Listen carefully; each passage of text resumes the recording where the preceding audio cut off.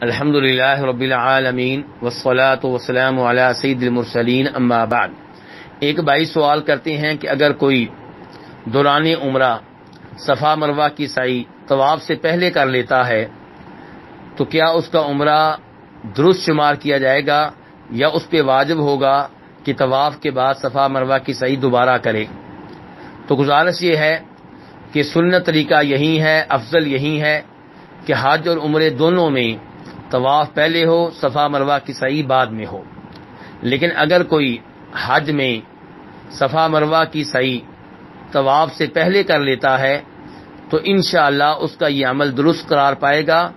اور اس پہ کوئی جرمانہ نہیں ہوگا، اس پہ کوئی گناہ نہیں ہوگا۔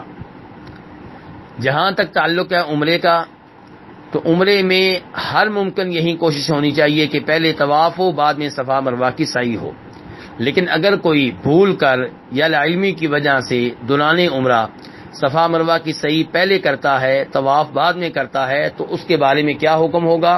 اس بارے میں علماء کرام میں اختلاف ہے۔ کئی ایک علماء کرام کا یہ موقف ہے کہ ایسی شکل میں طواف کے بعد صفا مروہ کی سعی دوبارہ کی جائے گی، تبھی عمرہ درست ہوگا، ٹھیک شمار ہوگا۔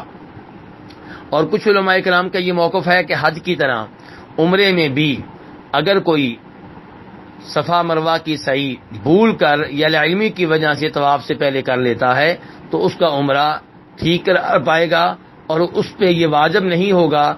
کہ طواف کے بعد صفا مروہ کی سعی دوبارہ کرے۔ یہی فتویٰ ہے سعودی عرب کے مشہور و معروف مفتی شیخ ابن باز رحمہ اللہ کا۔ ان سے عمرے کے تعلق سے جب یہی سوال ہوا تو انہوں نے کہا تھا الصواب انہ لا حرج علیہ، درست بات اس مسئلے میں یہی ہے کہ اگر صفا مروہ کی سعی طواف سے پہلے کر لی ہے تو اس میں کوئی حرج نہیں ہے، کوئی گناہ نہیں ہے۔ اور اس کے دلائل میں وہ فرماتے ہیں کہ ہمارے پاس اس بارے میں دو دلیلیں ہیں۔ پہلی دلیل یہ ہے کہ نبی علیہ الصلوۃ والسلام سے حج کے 10 تاریخ کے اعمال کے بارے میں سوال ہوا اور سوال کرنے والے آپ سے یہ کہتے رہے کہ ہم نے 10 تاریخ کے اعمال میں ترتیب کو آگے پیچھے کیا ہے، تو آپ ہر ایک کو یہی جواب دیتے رہے افعل ولا حرج، کہ اپنا حج جاری رکھو اور جو ترتیب آگے پیچھے کی ہے اس میں کوئی حرج نہیں ہے، کوئی گناہ نہیں ہے، کوئی جرمانہ نہیں ہے۔ اور ایسا کرنا جب حج میں جائز ہے تو عمرے میں بھی جائز ہوگا، کیونکہ عام طور پہ حج عمرے کے احکام ایک جیسے ہیں۔ دوسری دلیل میں شیخ ابن باز رحمہ اللہ یہ فرماتے ہیں کہ امام ابو داؤد رحمہ اللہ صحیح سند کے ساتھ روایت کرتے ہیں کہ ایک آدمی نے نبی علیہ الصلوۃ والسلام سے سوال کیا، اے اللہ کے رسول سعیت قبل ان اطوف، کہ میں نے صفا مروہ کی سعی طواف سے پہلے کی ہے، تو آپ نے کہا افعل ولا حرج، کہ تم اپنے باقی اعمال جاری رکھو اور یہ جو ترتیب تم نے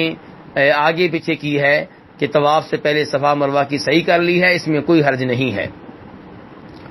تو شیخ ابن باز رحمہ اللہ فرماتے ہیں کہ یہ حدیث عام ہے،